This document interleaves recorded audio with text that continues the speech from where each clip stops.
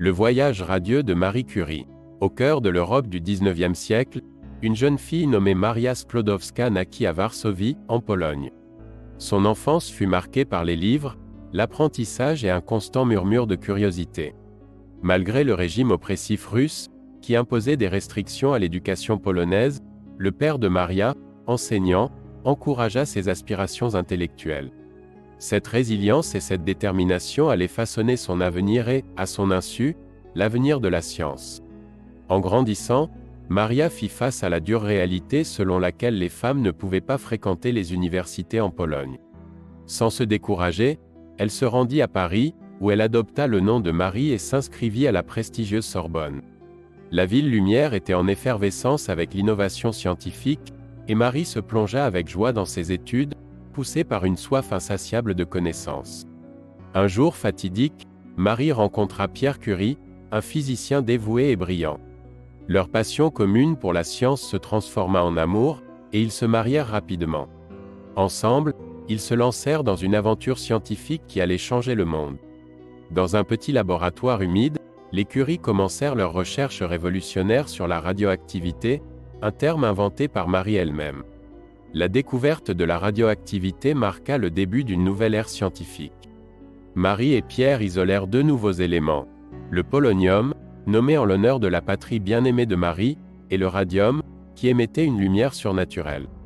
Cette découverte ne fut pas seulement une percée scientifique. Elle était aussi un phare d'espoir pour comprendre les forces fondamentales de la nature.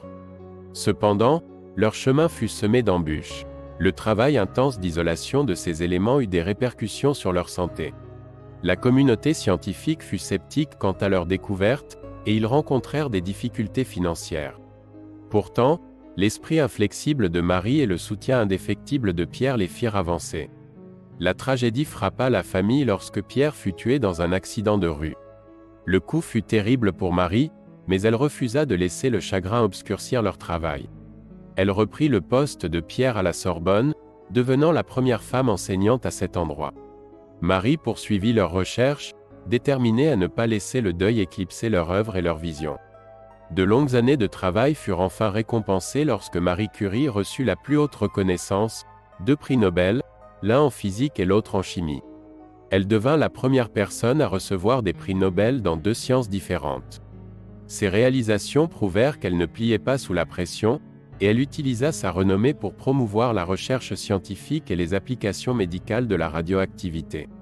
Pendant la Première Guerre mondiale, les contributions de Marie Curie dépassèrent le cadre du laboratoire. Elle développa des unités de radiographie mobile, appelées « Petite Curie », utilisées sur le champ de bataille pour diagnostiquer les blessures.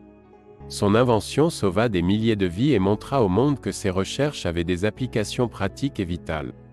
Malgré ses contributions énormes à la science, Marie resta humble, motivée par la quête de la connaissance plutôt que par la gloire ou la fortune. Son travail jeta les bases de la physique et de la médecine moderne, révolutionnant la compréhension du monde atomique et ouvrant la voie aux scientifiques du futur. L'histoire de Marie Curie est une histoire de persévérance, d'innovation et de quête incessante de savoir. De sa curiosité naissante à Varsovie à son statut de scientifique révolutionnaire, elle réussit à changer le monde. Son histoire demeure un exemple éclatant de comment la passion et la détermination peuvent surmonter les obstacles les plus redoutables et laisser une empreinte indélébile sur l'humanité. Ainsi, le voyage radieux de Marie Curie continue d'inspirer des générations, rappelant que, avec courage et curiosité, on peut éclairer les coins les plus sombres de l'inconnu.